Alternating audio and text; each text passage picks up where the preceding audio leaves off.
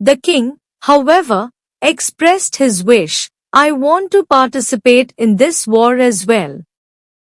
I will accompany the troops going towards Madurai from Dwarsamudra. Hechchamanayaka was about to raise an objection. King, it's not necessary for you to join the battle in a time like this. But the king firmly said, I am going with the army heading towards Madurai. Hechchamanayaka then replied, Very well, king, I will make the arrangements. Listen carefully, everyone. Our chances of victory in this battle are slim, but if we put our minds to it, victory is not impossible. The future of our kingdom depends on the outcome of this war. Do not give the enemy even the slightest chance of winning. Banish all thoughts of defeat from your minds. We will win and bring a new dawn to South India. Hechchamanayaka, you will go with the king towards Madurai. Hakka, you send word to our people in Gautmapuri and then head towards Urugaluvit them. As for the Bijapur army, I will take care of them here, said Hechchamanayaka, concluding the meeting and instructing everyone to prepare for battle. Hakka, I need to speak with you privately. Stay here for a moment, said the king. Hechchamanayaka stayed behind while everyone else left to prepare for the battle. After the two of them conversed in private for a while, Hechchamanayaka replied, As you wish, king, I will do as you said, and then left to return to his home. On the way, Hechchamanayaka approached him and asked, What is it, father? The king seemed to have told you something secret. Will you tell me what it is? Hechchamanayaka smiled and replied, A secret is something that stays between two people. As long as I keep what he told me in my heart, it remains a secret. But if I tell you, how would it still be a secret? He put his arm around his son's shoulder and walked him home. When father and son entered the house together, Swati was surprised and asked Hechchamanayaka, When did you return from the Gurukulam? Hechchamanayaka laughed, held her cheeks in both hands, and shook her head gently, saying, He's already come back, joined the army, and even participated in a battle. How can you be so innocent? Swati then playfully pulled Hechchamanayaka's ear and asked, I sent you to study, and you return as a soldier. Mother, as you said, I joined the army only after completing my medical studies. If you don't believe me, ask father, Hechchamanayaka replied. Swati said, Since you've learned medicine, you can now choose any profession you like. But remember, if anyone comes to you for medical help, always assist them, she advised. Hechchamanayaka placed his hands on her shoulders and promised, Of course, mother, I will do as you say. But I must leave for Dwarsamudra tomorrow. Please prepare everything. I'll be here for just one day. After I leave tomorrow, I don't know when I'll return. It's been a long time since I've eaten your food, so I'll stay here today and eat whatever you cook, and he led her to the kitchen. As she started cooking, she muttered, He just got here, and now he's already planning to leave. The next morning, Hechchamanayaka and Hechchamanayaka dressed in their military attire, with swords, shields, and armor, ready to set out for battle. Swati performed the arti for them, praying, May Goddess Vijayalakshmi always be with you. She then touched Hechchamanayaka's cheek and blessed him, saying, You should earn a name as great as your father's bravery. As they walked toward the palace, Hechchamanayaka asked, "Father, I don't understand mother. She told me to study medicine to save lives, but then she blessed me to become a great warrior. What does she really want?" Hechchamanayaka explained, "Your mother strongly believes in karma. She believes that killing enemies for the sake of the country is necessary, and the sins from those killings can be offset by helping others through medical care. That's why she insisted on you learning medicine from a young age. It's not that she didn't want you to become a soldier." Hearing this, Hechchamanayaka simply said, "Oh, I see," as he dismounted his horse and stood next to the king at the palace gates. By then, everyone had gathered, and each leader took charge of their respective troops, preparing to set out in different directions. Balaldeva suddenly turned around and looked at Hechchamanayaka, saying, "Hakka, remember what I told you, be careful." Hechchamanayaka replied, "I will do as you said, king." The king then continued his journey towards Dwarsamudra. Hakka and Bukkanna also embraced Hechchamanayaka, shook hands with him, and left with their troops. Hechchamanayaka, with the remaining army, stood waiting at the northern gate of Hampi city, preparing to face the Tughlaq forces approaching from Bijapur. Everyone prepared for the war that was about to turn another page in South Indian history. Hakkanna and Bukkanna moved east with their army. Ballala reached Dwarsamudra in the south with his troops. There, Kempanna, who was already prepared, combined his forces with Ballala's, and together they confronted the army of Ghiyat al-Din coming from Madhura. Thus, the battle began between the two armies. Hakkanna, who went towards Orugallu, also encountered the enemy forces, and every attack commenced. The Tughlaq army arrived a little late at the location where Hechchamanayaka was waiting near Hampi city. The army was larger than Hechchamanayaka had anticipated. He had assumed that Tughlaq would send more forces towards the capital, Dwarsamudra, but Tughlaq sent a larger force towards Hampi city. Seeing them, Hechchamanayaka alerted his troops and said, "Soldiers, not a single person should set foot in Hampi. No one should return alive. Get ready for battle," and he launched his attack on the Tughlaq army with his forces. Thus, the battle continued intensely across the three regions. Days passed, and though many Tughlaq soldiers were dying, their numbers did not seem to decrease. Hechchamanayaka's army was growing weary each day. In these difficult conditions, Kempanna arrived from Dwarsamudra to assist Hechchamanayaka, having defeated the Tughlaq army at Orugallu.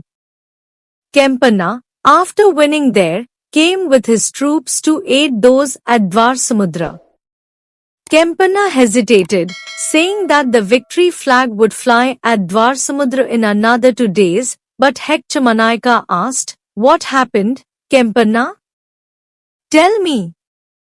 Kempanna, with a distressed expression, replied, "You will understand once you come to the royal palace." At this time, how can we leave the battle?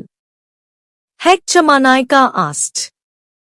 "You must come without fail," Kempanna insisted more earnestly. "Continue the battle. I will come quickly," Hechchamanayaka told his aides and swiftly set off towards Hampi city with Kempanna. By the time they reached the royal palace, it was crowded with city residents. On seeing Hechchamanayaka, everyone made way for him.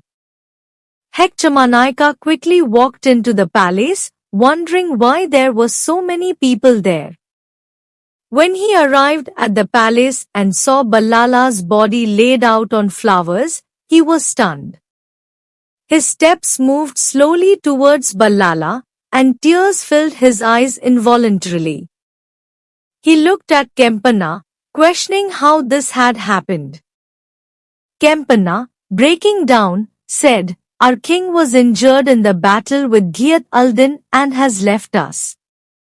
I had hidden my grief until now.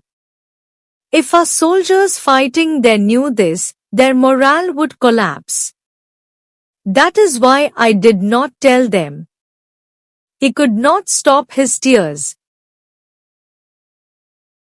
After the people of the city witnessed this, arrangements were made for Ballala's funeral.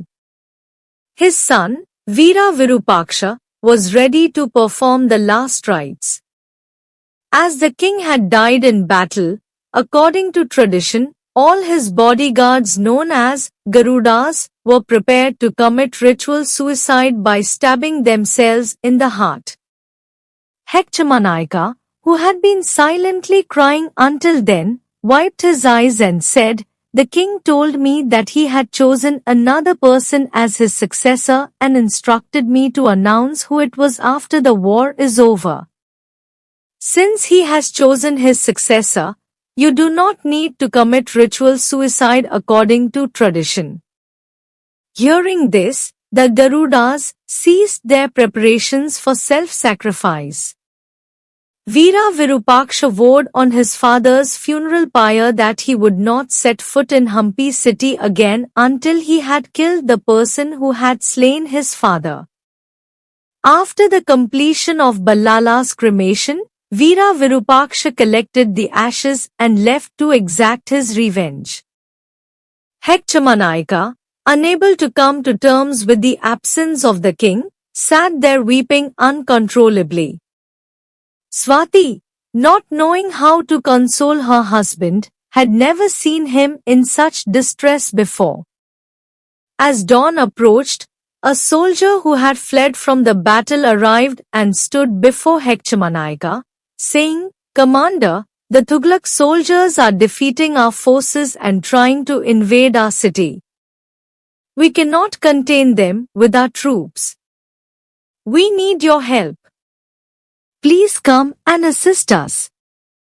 Hechchamanayaka remained seated and unresponsive. Kempanna also came and tried to persuade Hechchamanayaka to prepare for battle.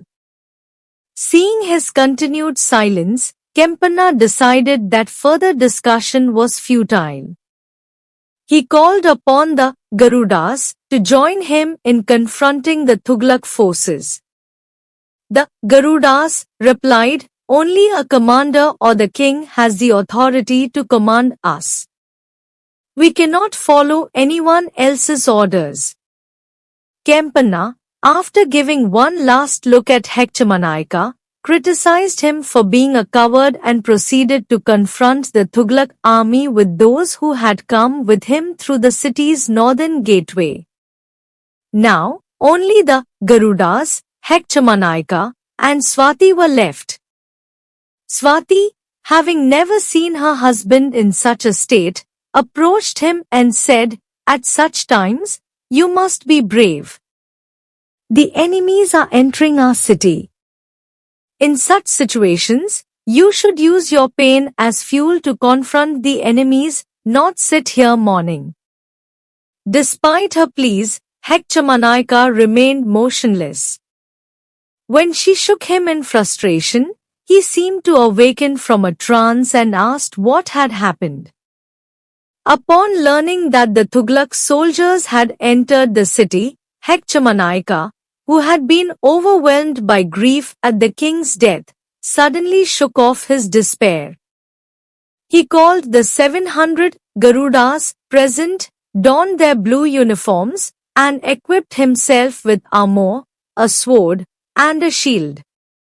He rushed towards the northern gateway. By the time Hechchamanayaka reached there, many of his soldiers were severely injured and struggling to fight. Kempanna, also unable to fight due to a shoulder injury, was being protected by some soldiers who were making a strong effort to save him from the enemy. Seeing this, Hechchamanayaka was enraged. He saw that those who were previously afraid to look towards his kingdom were now directly invading his city. He glanced back at the 700 Garudas who were waiting for their commander's command. When he gave a signal with his eyes, these brave warriors launched a fierce attack on the Tughlaq forces, wreaking havoc in the city. After some time, with the help of the Garudas, they expelled all the Tughlaq soldiers from the city and, along with his own forces, Hechchamanayaka emerged from the city, locking and barring the gates. He shouted loudly, challenging anyone who came to attack Hampi city to come forward. Incited by this challenge, some Tughlaq soldiers, driven by anger, advanced towards the gate. Hechchamanayaka and his troops killed all of them without sparing anyone. This massacre continued throughout the day. By evening, the bodies of Tughlaq soldiers were piled up along the northern defensive wall of Hampi. The battle was called off at sunset. By midnight, Hakanna and Bukkanna, who had achieved victory with their army, reached Hampi. Seeing them, the people and soldiers of Hampi were filled with joy. The arrival of additional soldiers bolstered their courage. Hakanna pushed the Tughlaq forces beyond the Krishna River, and Tughlaq recognized the Krishna River as the boundary between the two kingdoms. Moreover, when Hakanna began his campaign, Tughlaq soldiers had burned the crops and some homes of the common people to prevent their assistance to Hakanna's army. Both sides agreed in the treaty that no future war should bring harm to the common people. Hearing about Hakanna's victories, the people felt that their loss of the king had been compensated, and they were overjoyed. With this joy, everyone set out for battle the next day. When they came out of the city, they found that the enemies were no longer there. They had apparently fled overnight with their tents and left no belongings behind. Seeing this, Hechchamanayaka remarked, "It seems the cowards have fled." Bukkanna, also smiling, said, "If they want to save their lives, what else can they do but run away?" Everyone around laughed, and the war efforts were all halted. Some soldiers, as usual, were stationed at the ramparts, while efforts to repair the damage done to the city during the attack began. That evening, the soldiers organized a small feast to celebrate their victory. Everyone danced joyfully, celebrating until midnight. Many soldiers stayed at the feast location. Hechchamanayaka, wishing to include the soldiers stationed at the ramparts in the celebration, took some soldiers with him and went to the city's northern gateway. Upon reaching the ramparts, Hechchamanayaka found no soldiers visible, which began to raise suspicion in his mind. He alerted those with him, and they slowly walked towards the ramparts. Seeing the bodies of their soldiers lying around, Hechchamanayaka gathered his troops and realized that enemies had entered the city. As one of his men went to bring the soldiers back, the Tughlaq soldiers who had been hiding among the rocks and bushes ambushed Hechchamanayaka and his men. Their leader, Asraf, stepped forward and said, "Did you think we fled in fear? I promised Tughlaq that I would kill you and Hakanna and destroy this city of Hampi. I vowed I would not return without fulfilling that promise. Until now, our plan has worked perfectly. If you had arrived a little later, you would have opened the city gates and let our soldiers in. But now, I will kill you and open those gates. No one here should survive. The soldiers inside must not know we are here. We must attack them while they are celebrating, and only then will we complete what we set out to do. We must kill all of you here and open the gate. Now, kill them all, he ordered. Ashraf's soldiers then attacked Hechchamanayaka and his troops. Hechchamanayaka and his men began defending themselves. Their cries of battle were not heard by the soldiers and civilians still celebrating in the city center. Although Ashraf's forces were able to effectively control Hechchamanayaka's soldiers, they could not advance towards the city. Hechchamanayaka managed to prevent Ashraf's soldiers from opening the gate. While the battle continued fiercely, Ashraf eventually managed to open the gate. With the gate open, the soldiers outside began to enter one by one. Realizing that this would not be beneficial, Hechchamanayaka fought fiercely, risking his life, and closed the gate. He stood in front of the gate, fighting to prevent anyone from entering. Inside, Ashraf, having killed all of Hechchamanayaka's soldiers, emerged and saw Hechchamanayaka alone, turning his troops into a pile of corpses at the gate. Enraged, Ashraf attacked Hechchamanayaka from behind with a sword. The blow caused Hechchamanayaka to momentarily gasp for breath.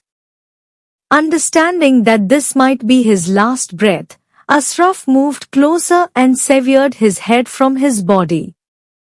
With their leader dead, many soldiers, unsure of what to do, fled.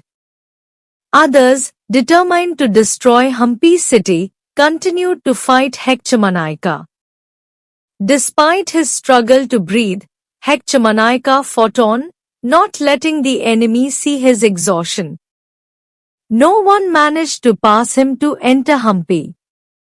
The battle continued with the first light of dawn approaching. As Hechchamanayaka's strength began to wane, he sat on a pile of corpses near the gate. Although he collapsed in exhaustion, no one dared to approach him.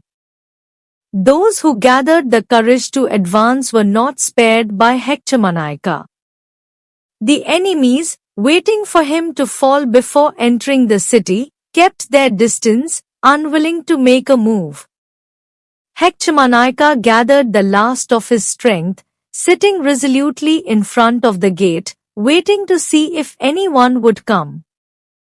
They did not advance further. He did not fall down. Eventually, morning arrived. The soldiers who were supposed to attend their duties arrived and saw the devastation. When they went into the city and reported the situation, Rudramanayaka, along with Hakkanna and Bukkanna, came there. When they engaged with the soldiers who were stationed there, the eyes of Hechchamanayaka, who had been barely holding on until then, slowly closed. It did not take the Hampi soldiers much time to kill some of the people there. After seeing this, Hechchamanayaka perhaps thought, I am no longer afraid of Hampi city. He fell slowly at the grand gate of the city. Rudramanayaka, upon seeing him fall, noticed him only faintly through his blurred vision. Later, his eyes closed completely.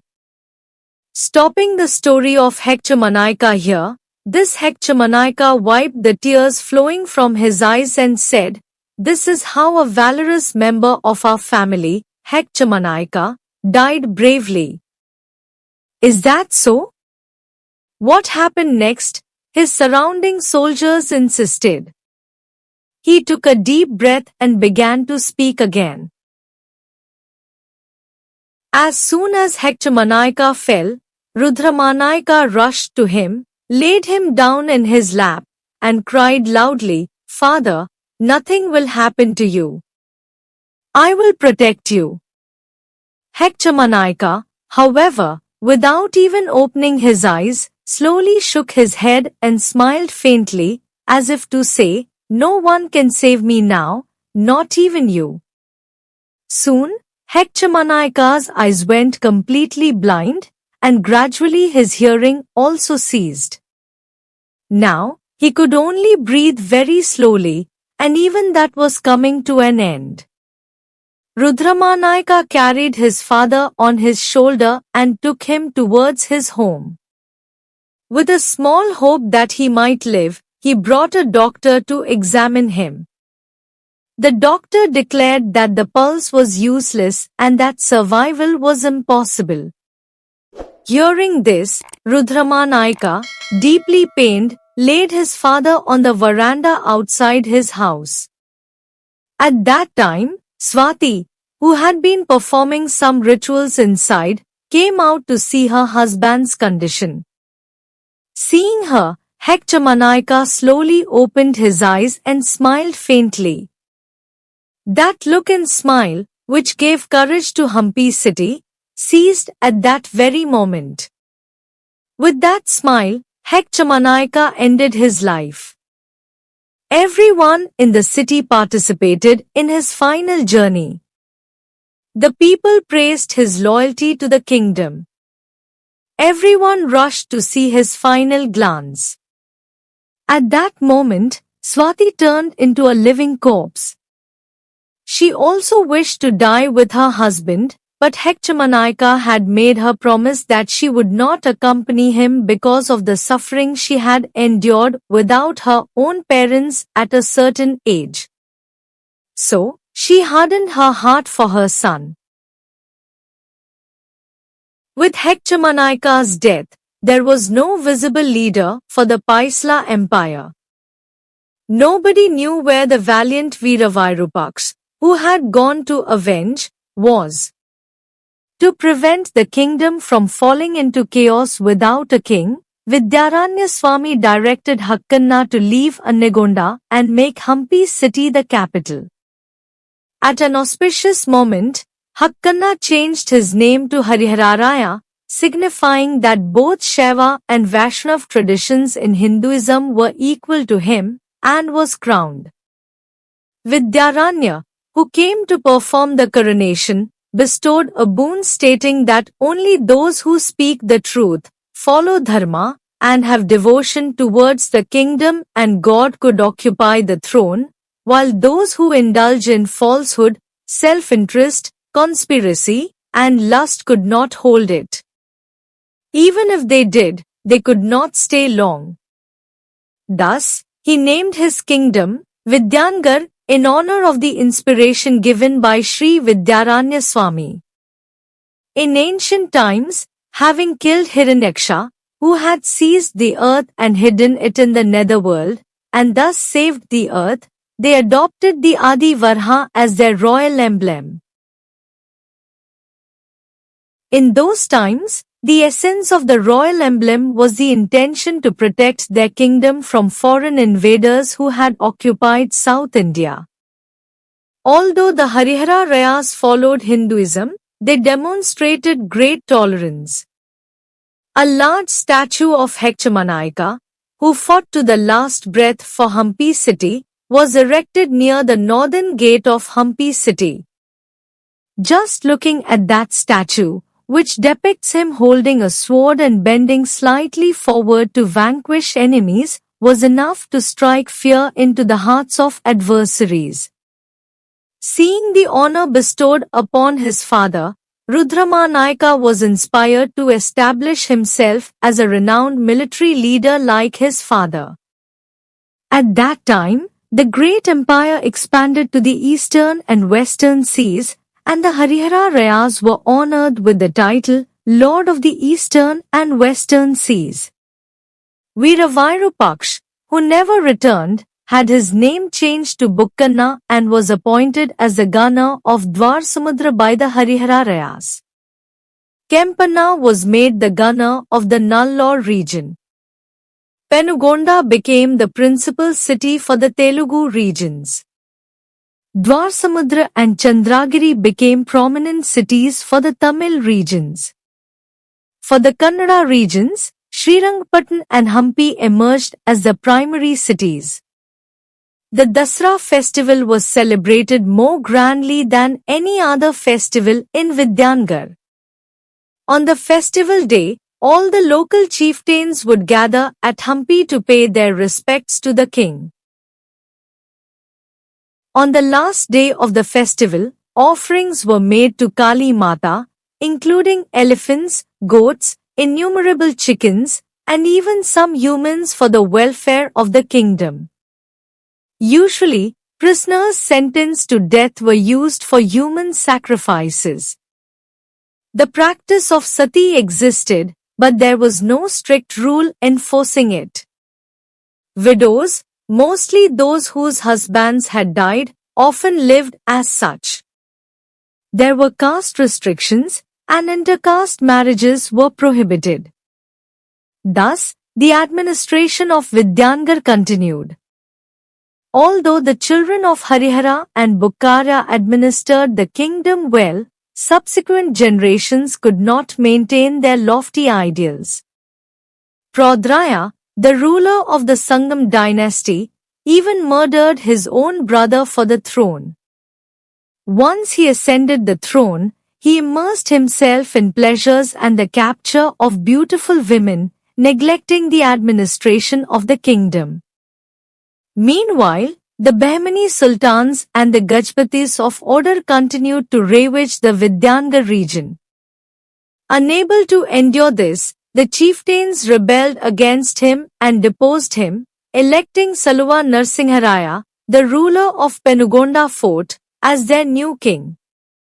As predicted by Vidyaranya Swami, a lustful ruler could not stay long on the sacred throne. Thus, the newly enthroned Saluva Narsingaraya continued his administration from Penugonda and worked hard to regain the lost territories of his ancestors' empire. His efforts earned him the people's admiration. Under his rule, the Vidyanagar Empire revived and reached its peak during the reign of MuraliKrishna.Vemuri, a Tuluva dynasty ruler. Under his rule, Hampi became a grand city with 7 fortifications. The statue of Hechchamanayaka, once placed at the northern gate, was now situated in the center of the city, as if it was trying to hide among the buildings when viewed from a distance. During the Hoysala period, the old Hampi city had become the principal city where high-ranking officials of the kingdom resided. With the victories achieved by MuraliKrishna.Vemuri, Vidyanagar transformed into a stronghold of success, eventually becoming Vijayanagara. During his reign, the Vijayanagara Empire extended to touch all 3 seas of South India. With the defeat of the order Gajpatis, the Vijayanagara Empire extended up to Odisha. Having gained dominance over all sea routes, foreign trade flourished, leading to significant changes in the country's commercial, economic, and defense sectors, making the Vijayanagara Empire economically strong. Despite the envy of the Bahmani sultans, who had long sought to overthrow the Vijayanagara Empire, the empire never gave them a chance to succeed.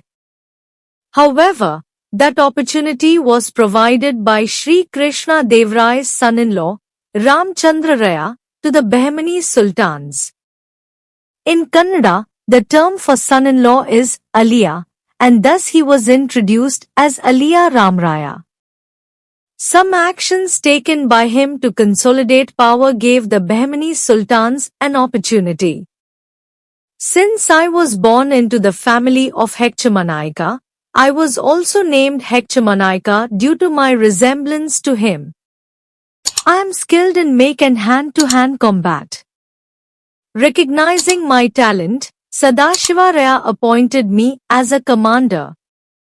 Aliya Ramraya, however, disliked that I attained a high position in the army. He preferred to appoint only those loyal to him to all the important positions. However, I did not agree with his actions, making me his complete opposite. As the only military officer who could stand by him, Sadashiva Raya spoke on my behalf and, to some extent, used his authority as king to protect my position. But Aliya Ramraya unnecessarily involved himself in Bahmani Sultanate politics, turning against them. The Bahmani Sultans, realizing that they could not defeat the Vijayanagara Empire while they were divided among themselves, formed a large army with 4 out of 5 sultans uniting through matrimonial alliances to invade the Vijayanagara Empire. Although they were fewer in number than the Vijayanagara army, the unity among them was greater than the disunity among the Vijayanagara soldiers. This was partly because Ramraya frequently executed or removed officials who did not follow his orders. This led to increased insecurity among the Vijayanagara military officers and indirectly strengthened the Bahmani sultans. Some officials, either out of anger or fear of Ramraya, began aligning themselves with the Bahmani sultans. Ramraya used this as an excuse to accuse and remove more officers, replacing them with his own loyalists. His intention was not merely to replace officials. He believed that, given the Vijayanagara army's size, it would inevitably win in battle against the Bahmani sultans. Meanwhile, Ramraya aimed to come to power through a bloodless coup if possible, or otherwise through violence. By filling almost all major positions in the army with his loyalists, who were inexperienced in warfare, he planned to use them in battles. I was the only one who could speak out against Ramraya in the army. Even though Ramraya tried to remove me from my position, I never gave him an opportunity to accuse me.